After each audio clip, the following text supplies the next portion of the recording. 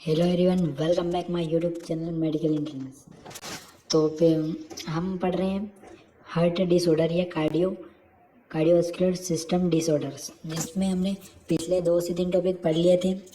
Coronary artery disease और डिसअरिथमियास पढ़ लिए थे हमने। अब हमारा थर्ड टॉपिक है एंजाइना पेक्टोरिस। तो हम जो ये टॉपिक पढ़ते हैं इनके आपको प्रैक्टिस के लिए क्वेश्चन भी मिल जाएंगे, ताकि आप क्वेश्चन से सॉल्व कर सको, यानी कि आपको फिल द ब्लैंक्स या फिर चूज द करेक्ट आंसर के टाइप से कुछ क्वेश्चन मिलेंगे। उनको आप करेक्ट करके आप जो है कि इसकी प्रैक्टिस कर सकते हो। जैसे ये वीडियो कंप्लीट हुआ, इसके सेकंड डे ही हम जो है कि प्रैक्टिस के लिए आपके क्वेश्चन से दे देंगे, जहाँ से आप प्रैक्टिस करके अच्छे से परफेक्ट कर सकते हो। तो हमारा टॉपिक स्टार्ट करते हैं, एंजाइना पेक्टोरिस। तो एंजाइना पेक्टोरिस क्या होता है? It is an abnormal condition which is okay due to indicates blood supply to the myocardial and characterized by chest pain. तो चेस्ट पेन जब होता है तब एंजाइना पेक्टोरिस जो है कि रिलीज होता है। तो ये एक ऐसी कंडीशन होती है जिसके अंदर क्या होता है कि जब मायोकार्डियम जो हमारी लेयर होती है वहाँ पर जो टिश्यूज और जो सेल्स होते हैं वहाँ पर ऑक्सीजन की कमी हो जाती है। ऑक्सीजन की जब कमी हो जाती है तो वहाँ पर क्या होता है कि जो टिश्यूज होते हैं वह टूटने लगते हैं। और टिश्यू जो टूटने लगते हैं तो उससे क्या नेक्रोसिस होने लगता है। और जब टिश्यू टूटने लगते हैं तो एंजाइना पेक्टोरिस होता है, जिससे हमें चेस्ट पेन होता है, जिसे चेस्ट पेन करते हैं। तो कॉजेज क्या है यहाँ पर? Myocardial ischemia in the main cause of the angina pectoris. तो मायोकार्डियल इस्टीमिया का मतलब जैसे हमने आपको बताया कि जहाँ पर वहाँ पर ऑक्सीजन की कमी हो जाती है तो क्या है कि टिश्यू जो है कि टूटने लगते हैं। तो उसके कारण जो होता है कि एंजाइना पेक्टोरिस होता है। तो जो मेन कारण है वो यही है, मायोकार्डियल इस्टीमिया, क्योंकि मायोकार्डियल लेयर के अंदर जो होता है। तो इसके अंदर कौन से आते हैं वो यहाँ पर डिस्क्रिप्शन। तो it is the cause are atherosclerosis. तो एर्थरोक्लोरोसिस हो सकता है spasm of the coronary artery, ज़्यादा कॉन्ट्रैक्शन होने के कारण कोरोनरी आर्टरी का। स्पाज्म का मतलब होता है कॉन्ट्रैक्शन होना कोरोनरी आर्टरी का, यानी कि जो मसल जो होते हैं कॉन्ट्रैक्शन करने लगे। स्पाज्म का मतलब ही होता है कॉन्ट्रैक्शन होना मसल से का। कोरोनरी अर्थराइटिस, कोरोनरी आर्टरी जो होती है उसके अंदर inflammation, presence of thrombus of the embolism in the coronary artery. तो थ्रोम्बोस और एम्बोलिज्म होना कोरोनरी आर्टरी का। रिस्क फैक्टर एडवांसिंग है, ज़्यादा एज हो जाती है तो जिसके कारण रिस्क फैक्टर बढ़ जाते हैं। ओबेसिटी, ज़्यादा मोटे होने के कारण भी ओबेसिटी बढ़ जाती है, जिसके कारण इंक्रीज कोलेस्ट्रॉल लेवल इंक्रीज होने के कारण भी जो है कि इसके रिस्क फैक्टर बढ़ जाते हैं। हाइपरटेंशन के कारण भी इसके रिस्क फैक्टर बढ़ जाते हैं। सिगरेट स्मोकिंग के कारण भी इसके रिस्क फैक्टर बढ़ जाते हैं। एक्सेसिव एक्सरसाइज, ज़्यादा एक्सरसाइज करने से भी इसके रिस्क फैक्टर बढ़ जाते हैं। Exposure of the cold water, ठंडे वाटर के कारण भी इसका जो है कि रिस्क फैक्टर बढ़ जाती है। इमोशनल स्टेट, यानी ज़्यादा ही इमोशनल होने के कारण भी इसके रिस्क फैक्टर बढ़ जाते हैं। सीवियर एनीमिया के कारण भी। एरोटिक वॉल्व डिसीज, तो जो हमारा एरोटिक वॉल्व होता है उसके डिसीज के कारण भी। कार्डियोमायोपैथीज, यानी कि जो हमारी मायोकार्डियम जो लेयर होती है वो पैरालाइसिस हो जाती है, यानी कि जो मसल्स होते हैं वो पैरालाइसिस हो जाते हैं, जिसके कारण भी रिस्क फैक्टर बढ़ सकते हैं एंजाइना पेक्टोरिस के। हाइपरथायरॉयडिज्म के कारण भी हो सकता है, यानी कि जो थायराइड जो होता है उसकी ज़्यादा ग्रोथ होना, यानी कि बहुत ही ज़्यादा ग्रोथ हो जाती है तो हाइपरथायरॉयडिज्म हो सकता है, जिसके कारण एंजाइना पेक्टोरिस हो सकता है। तो उसकी ग्रोथ के कारण भी जो है कि एंजाइना पेक्टोरिस हो सकता है। पॉलीसीथीमिया के कारण भी जो है कि एंजाइना पेक्टोरिस हो सकता है। तो इसके फर्स्ट हमने यहाँ पर इसके डिस्कस करी हमने रिस्क फैक्टर और इसके कॉसेज। और अब यहाँ पर पढ़ते हैं टाइप ऑफ एंजाइना पेक्टोरिस। तो कौन से टाइप से होते हैं? तो यहाँ पर फर्स्ट है type of angina, stable angina. तो स्टेबल एंजाइना क्या होता है? It is the also known as the external angina. तो ये जो होता है ये एक्सटर्नल, यानी कि बाहरी होता है, ये हार्ट के बाहरी होता है external angina. Chest pain occurring due to physical activity, exercise and emotional stress है। यानी कि यहाँ पर ये बता रहा है कि एक्सटर्नल एंजाइना यानी कि हमारी जो बाहर की जो बॉडी है ये फिजिकल एक्टिविटी है, जो एक्सरसाइज होती है, इमोशनल स्ट्रेस, जिसके कारण हमें पेन हो सकता है। तो pain is relief is bed rest and nitroglycerin tablets. तो यहाँ पर पेन को रिलीफ करने के लिए, यानी कि हार्ट का जो पेन होता है एंजाइना पेक्टोरिस, इससे रिलीफ होने के लिए यहाँ पर नाइट्रोग्लिसरीन जो टेबलेट होती है उसका यूज़ किया गया है। The pain has a stable pattern of the onset, duration and severity and is aggravating factors, relieving factors। तो स्टेबल पैटर्न है यानी कि स्टेबल एंजाइना है तो इसके अंदर स्टेबल पैटर्न होता है। तो स्टेबल पैटर्न के अंदर हम यहाँ पर रिलीफ कर सकते हैं। फिर यहाँ पर अनस्टेबल एंजाइना। तो अनस्टेबल एंजाइना क्या होता है? तो this is also known as preinfarction angina. तो पेरी फंक्शंस एंजाइना में होता है the pain occur due to external and emotional stress a lot is the pain of occur at rest also. तो ये जो होता है ये एक्सर्शन इमोशनल स्ट्रेस के कारण जो है कि अनस्टेबल एंजाइना होता है। The pain is does not have any stable pattern of the onset duration is severity and is aggravating factors relief factors. तो इसके अंदर क्या बहुत सारे फैक्टर्स होते हैं, रिलीविंग फैक्टर्स होते हैं। इसका जो पैटर्न होता है वो स्टेबल एंजाइना से बहुत ही अलग होता है। Angina attacks increase in frequency duration of severity over time. तो एंजाइन ये जो अनस्टेबल जो एंजाइना होता है इसके अटैक्स बहुत ही ज़्यादा इंक्रीज होता है और जो इसकी फ्रिक्वेंसी होती है बहुत ज़्यादा होती है ओवर टाइम, यानी हर किसी टाइम इसकी बढ़ती रहती है। फिर आता है वेरिएंट एंजाइना। तो वेरिएंट एंजाइना क्या होता है, this is also known as a Prinzmetal angina.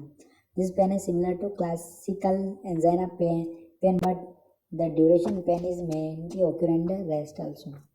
फिर आता है post infection angina. Post infection angina the angina pain is occur after the attack of myocardial infection. तो जो मायोकार्डियल इन्फेक्शन जो होता है उसके बाद ही जो इसका जो होता है एंजाइना पेक्टोरिस जो होता है ये इसका अटैक आता है। फिर आता है इंटीग्रेटिबल एंजाइना। तो इंटीग्रेटिबल एंजाइना क्या होता है, it is a chronic angina pain is which does not respond to intervention. तो ये जो होता है क्रोनिक यानी कि बहुत ही लंबे टाइम से होता है ये एंजाइना, जिसके कारण क्या होता है कि इसके कारण कोई रिस्पॉन्स नहीं होता है, यानी होता नहीं है पर इसका कोई रिस्पॉन्स नहीं होता है। जब ज़्यादा ही हो जाता है तब इसका रिस्पॉन्स देखने को मिलता है, तभी पेस्ट पेन होने लगता है। क्लिनिकल मैनिफेस्टेशन यानी क्लिनिकल मैनिफेस्टेशन यानी कि इसके सिम्टम्स क्या क्या देखने को मिलते हैं। Chest pain is the characteristic of the feature of the disease. तो उसकी डिसीज कैरेक्टरिस्टिक होती है।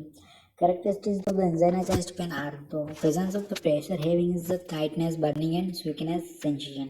तो बर्निंग और सिग्नेजिंग हमें सेंसेशन होता है। Location of the pain retrosternal of the slightly left of the sternum. तो जो हमारा लेफ्ट जो स्टेनम होता है वहाँ पर हमें चेस्ट पेन होता है। फिर यहाँ पर severity mild to moderate, duration 5 to 15 minutes. The pain is usually radiation of the left shoulder, left hand, right shoulder जो एंड नेटिविटी से।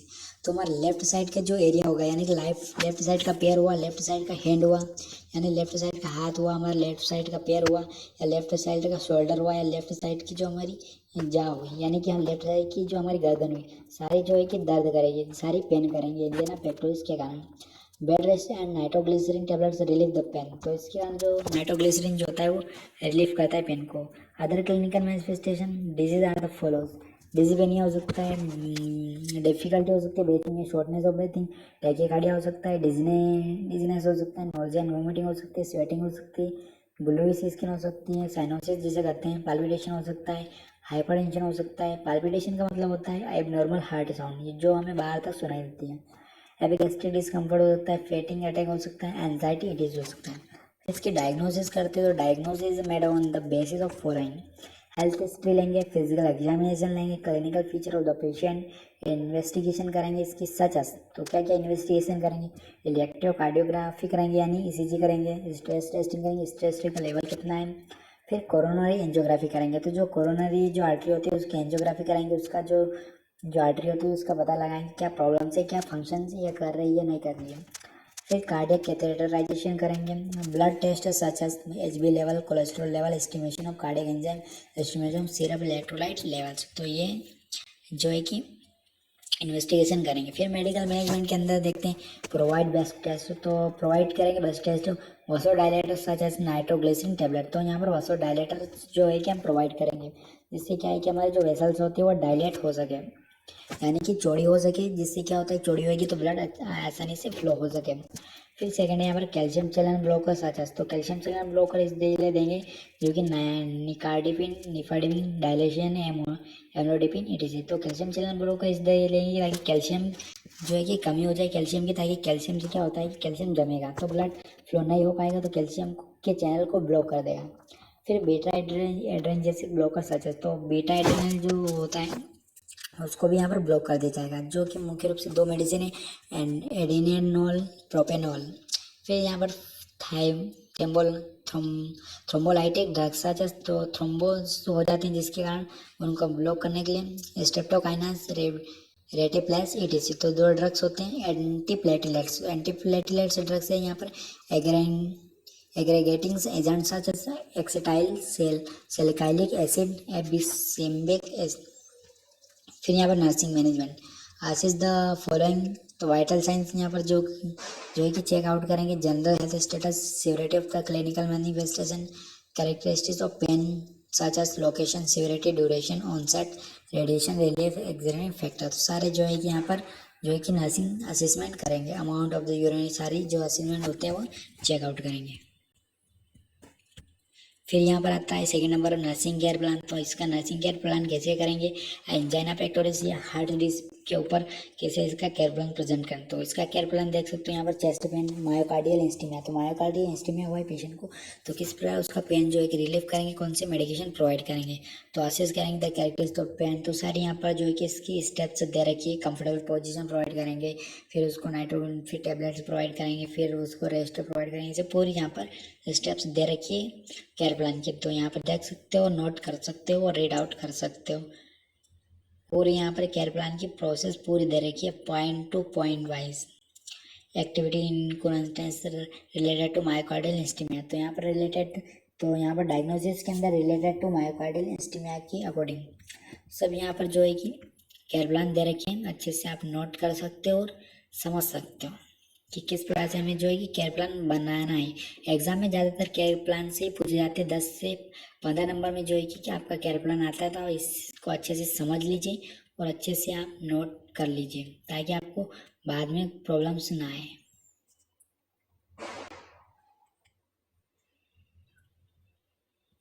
क्लियर देख लीजिए आप अच्छे से, आप वीडियो पॉज करके अच्छे से आप नोट कर सकते हो। यहाँ पर रेगुलर एक्सरसाइज पूरी यहाँ पर दे रखी है। तो यहाँ पर हमारा जो एंजाइना पेक्टोरिस होता है, इसके हमने कॉजेस, इसके मेडिकल मैनेजमेंट और ये क्या होता है और कितने टाइप से होते हैं एंजाइना पेक्टोरिस, की सारी डिस्कस हमने कर लिए। तो अभी अगले वीडियो में हम पढ़ेंगे यहाँ पर मायोकार्डियल इन्फेक्शन। तो मायोकार्डियल इन्फेक्शन क्या होता है, पूरे उसकी डिटेल्स पढ़ेंगे और पूरा उस पर डिस्कस करेंगे। तो तब तक के लिए हमारे वीडियो को लाइक करिए और चैनल को सब्सक्राइब करिए, और इसकी प्रैक्टिस के लिए आपको हमारे चैनल पे जो है कि